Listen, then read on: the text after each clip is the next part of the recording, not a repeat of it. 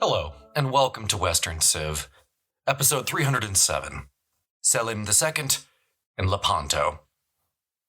Even though it's been many episodes since we last discussed affairs in the East, it's actually not been that long in our narrative since the death of Suleyman the Magnificent. When King Ferdinand died in 1564, Suleyman, just backing up a second, decided that the time was right for one last foray into the Holy Roman Empire. Suleyman was in his mid-60s at this point in 1564, but nevertheless he decided he would lead his army in person. So it was that in the spring of 1566, he led his army west for the first time in 23 years. 4 hours before dawn, on September the 7th of that year, he died beneath the walls of a fortress in southern Hungary, which, incidentally, fell to the Ottoman army the next day. Only one of his sons survived him, Selim. He was in Anatolia at the time, and those around Suleyman did their best to keep his death a secret until Selim could be proclaimed Sultan. Suleyman had ruled the Ottoman Empire for 46 years at his death. He was the longest Sultan in the history of the Ottoman Empire. The question was, and we'll answer this over the next 2 weeks, where would the empire go from here?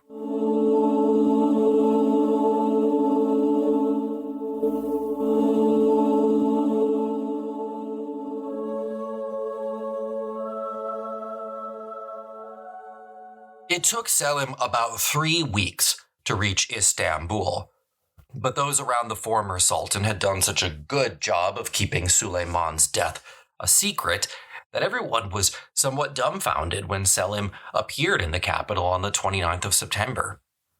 He was immediately proclaimed Sultan, Selim II, that very same day, and 3 days later, he set out for Belgrade.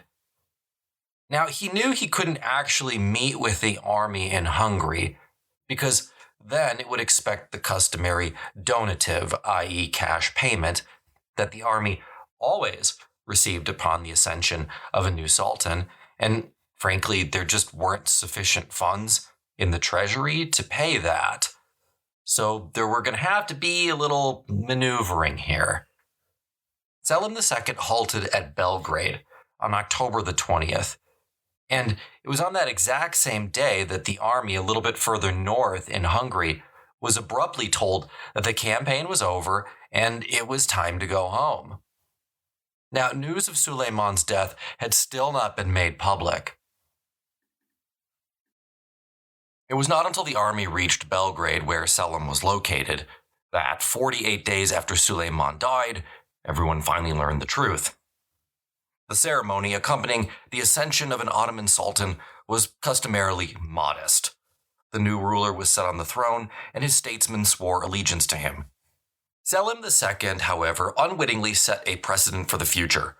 Unlike his father and grandfather before him, after his confirmation as sultan, he had visited the shrine of Ayyub Ansari, the companion of the Prophet Muhammad, whose tomb had miraculously been rediscovered during the siege of Constantinople in 1453, to seek the saint's blessing before departing for the front. Now, as it fell out, Selim made this pilgrimage immediately after his enthronement, and thereafter every single new sultan visited the shrine as an integral part of the ascension ceremony. One major benefit of this pilgrimage was that it always gave the new sultan an opportunity, and I guess an excuse, to go through the city triumphantly in full view of all his subjects. At Belgrade, the army then demanded the customary donative the moment that they found out there was a new sultan. The official on hand, Mehmed Pasha, paid the men enough money to keep them moving, but not all that they were due.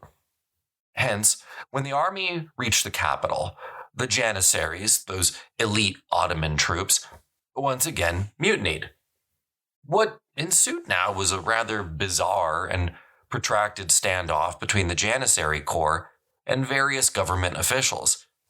The Janissaries would refuse to move, be paid a bit more money, move a few more blocks, then stop again. That whole process continued for several hours until the Janissary Corps reached the palace, at which point they blockaded the entrance against the new sultan. Now, Mehmed Pasha had no choice. He told the new sultan that the only way to resolve this crisis was just bite the bullet and pay the Janissaries the rest of the money. The whole episode, while comical, revealed a disturbing and problematic truth about the Ottoman state. Sure, there had been mutinies, particularly of the Janissaries before, one major one under Mehmed II in the 1440s. But this new humiliation revealed the true nature of the power dynamic at play. In theory, the army was subservient to this new sultan, to every sultan. But in reality, the situation appeared now to have reversed itself. The sultan needed the support of his elite corps of the army to rule, even if he was the sole heir. Without the support of the Janissaries, there was little to nothing he would be able to do. This upside-down power structure is going to play a major role in the decline of the Ottoman Empire in the 17th century. Now, getting back to our story, in the end, Selim paid his Janissaries and resolved the present impasse. Now, like his brothers, Selim had been raised as a warrior prince. He was 20 years old when he saw his first combat and participated in his first campaign. But what Selim seems to have realized the moment that he went through all of these negotiations with the Janissaries at his ascension, that he could never risk a mutiny in his rear while he was on campaign. As a result, he would never venture beyond Edirne throughout his entire campaign, and for the vast majority of that time he remained in Istanbul, in the capital. By and large, Mehmed Pasha, the gentleman that I mentioned before, would handle all the day-to-day issues of government. He was quite the remarkable official, and ultimately held the position of Grand Vizier for 14 years under 3 different sultans, which, yes, is a record. During the first years of Selim's reign, he was occupied with military disturbances on the various peripheries of the empire. The first trouble spot was Yemen, as it still is today. Yemen was on the very edge of the Ottoman domains. It was rugged and had never been easy to control. When news of Suleyman's death reached the province, a local Shiite chief rose in rebellion. While the Ottomans were able to put down the rebellion within months, the Shiite residents of southern Yemen, recall by the way the Ottomans are Sunni Muslims, rose once more, and this time it proved impossible to right the ship. Thus, around 1565, Yemen effectively split in half, north and south, with the north still under Ottoman control. Yemen was an important province. Located on the entrance to the Red Sea, it was vital to controlling the spice trade, still the source of much of the Ottomans' wealth. So it was that in 1568, Selim sent one of the highest court officials south with orders to reunite and pacify this critical region. This, however, proved difficult, because the Ottoman governor of Egypt refused to support the expedition with men or material, which he was supposed to. Ultimately, that governor won this little political tug-of-war, and the expedition was canceled. That same governor later got what he wanted, the right to lead his own expedition, and Yemen was then reunited in 1571. This was actually the first time, by the way, that the idea of a canal linking the Red Sea and the Mediterranean was approached by the Ottomans. The following imperial order, in fact, went from Istanbul to Egypt around that same time. Quote, "Because the accursed Portuguese are everywhere owing to their hostilities against India, and the routes by which Muslims come to the holy places are obstructed, and moreover it is not considered lawful for people of Islam to live under the power of miserable infidels.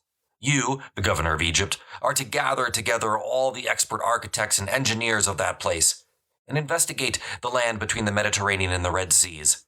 Report where it is possible to make a canal in the desert place, and how long it would be, and how many boats could pass side by side." End quote. But nothing ever came of it. To the north, another situation was fast developing: the growth of Muscovite power. Moscow had, throughout the course of the 16th century, steadily increased its control over its frontier regions. The emergence of Moscow, by the way, is something that we will be discussing in detail in a near future episode, as the nascent kingdom of what will be Russia really begins to enter our story in the 17th century. Essentially, what we have in the 1560s and 1570s are efforts by Moscow to control some of the various tribes in and around what are the Caucasus Mountains. The chieftains of these tribes occasionally called out to the Ottomans for aid. Geographically, if you look at a map, the Turks are by far and away the closest superpower. Suleyman had never been willing to entertain these requests, as he believed that that would only bring the Ottomans into more conflict with the Safavids in Iran. But with Selim came a change in policy. Selim hoped to expand Ottoman influence in the region through a variety of projects. The most important of these was the creation of a canal between the Don and Volga rivers. And in 1567, Mehmed Pasha began the steps necessary to see if this was even feasible. In the end, the resulting campaign, which was not waged until 1569, was an abject failure.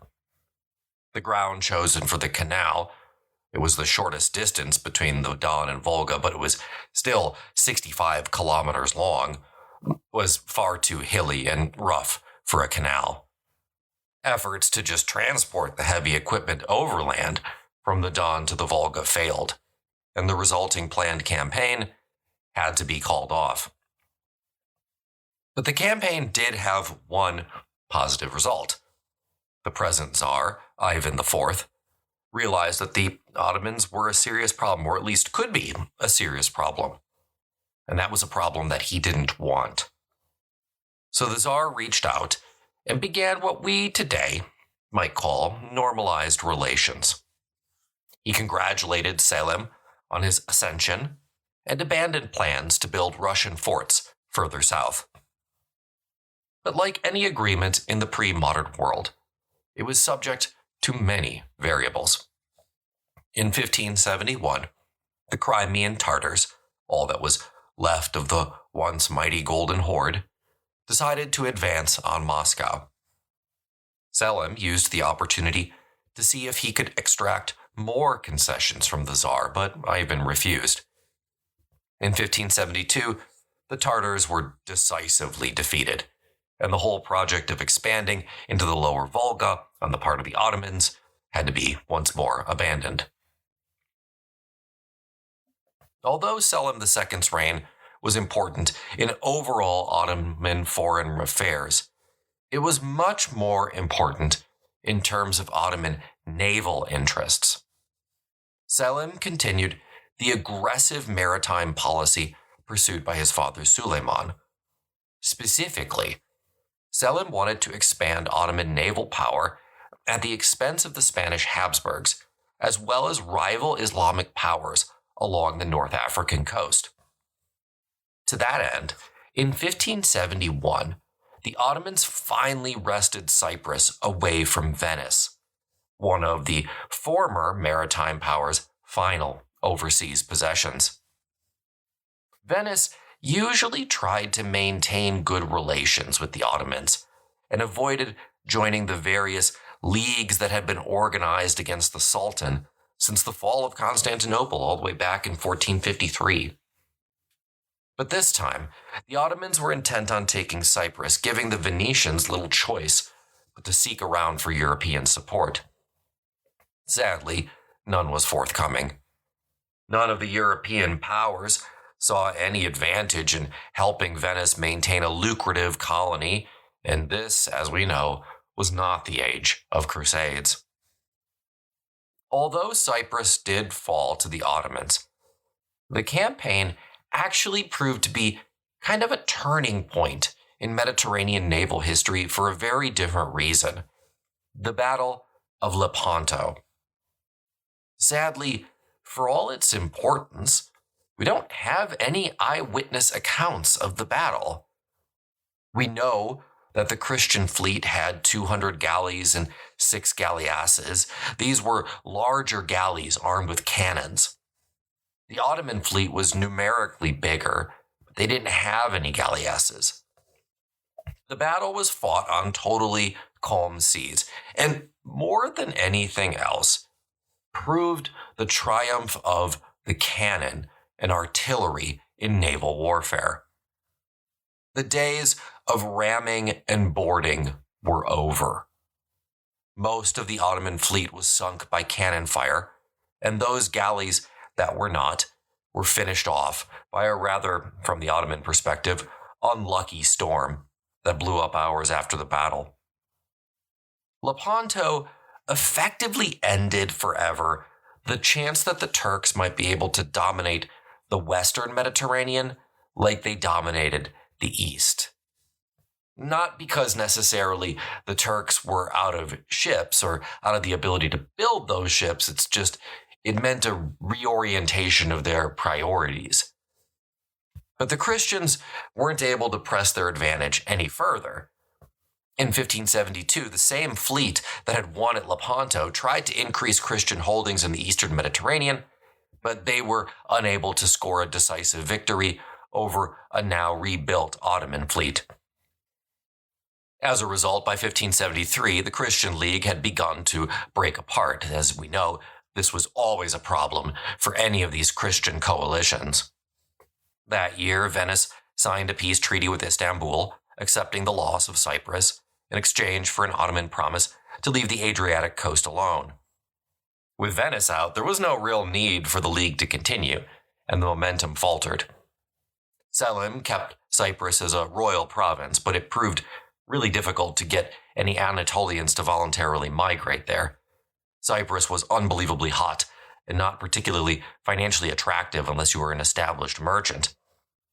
Lasting control of North Africa posed both Habsburgs and Ottomans a challenge upon which their prestige and strategic interests depended. The Ottomans always had a mission to try to protect their co-religionists along that coast, but there were clear risks in repeatedly running the gauntlet of the Spanish Navy, as they learned at Lepanto. On the other hand, though Philip II of Spain could never accept an Ottoman presence so close to the heart of his kingdom, he chose to give priority to the suppression of Protestant revolts in the Netherlands, which, as we know, was a complex and hugely expensive logistical nightmare. In fact, in 1575, Spain effectively declared bankruptcy. Now, in 1574, the Ottomans, while Philip's back was turned, using a fleet larger than the one that they had lost at Lepanto, recaptured Tunis. Now, that same year, Selim II unexpectedly died after suffering a fall while taking a bath. Selim had built a mosque complex in Edirne, flouting the tradition that sultans were normally placed to rest in the capital. Edirne lay on the military road to Europe and the overland route traveled by the envoys of the European powers bound for Istanbul on diplomatic missions. Selim's mosque, the Selimini, was situated on rising ground at the heart of the city, on the very site of a palace built in the 1360s by Sultan Murad I, and you could see it from every approach. The mosque had 4 minarets soaring more than 70 meters into the sky, and they long impressed those who passed by. In fact, a century and a half later, Lady Mary Wortley Montagu, wife of an English ambassador in Istanbul, remarked that the Selimini Mosque was, quote, the most noble building I ever saw, end quote. The 17th century traveler, Ivisli Celebi, said the same, and gave a characteristically Ottoman justification for Selim's choice of Edirne, relating that the Prophet Muhammad had come to Selim in a dream and directed him to build a mosque there. Selim's mosque complex may have been built in Edirne, but he also left his mark on the architecture and skyline of Istanbul. In 1572, he embarked upon the first major repair of the Hagia Sophia, undertaken since the appropriation that's an interesting word, of the church by Mehmed II. In the century since the conquest, the structure had become ringed around with houses and other domestic buildings. Selim ordered that these all be demolished. Subsequent inspection revealed that the buttresses of the Hagia Sophia were crumbling and in urgent need of repair. The historian Mustafa of Selanik noted that the building was tilting to the side. Selim inspected the mosque and issued orders for an extensive renovation. One of the two minarets added at the conquest had been constructed of wood, and these were now to be rebuilt in brick, and two further minarets added. The Sultan roundly condemned those who considered the works unnecessary because the Hagia Sophia had been built by non-Muslims. Also in the precinct of the Hagia Sophia, Selim constructed two new theological colleges. Importantly, the Sultan, Selim II, also continued Ottoman involvement in Mecca, giving it the distinctly Ottoman appearance it still has today. Now, Selim's death was totally unexpected. The news, as usual, was suppressed until the succession could be secured. Once more, this was handled by the adroit Mehmed Pasha. Next week, we continue our Ottoman catch-up with Selim's eldest son and successor, Murad III. If you'd like additional content in the meantime, check out the link in the show notes. You can get a 1-week free trial of Western Civ 2.0. All the same stuff in much greater detail and in better audio quality than the original.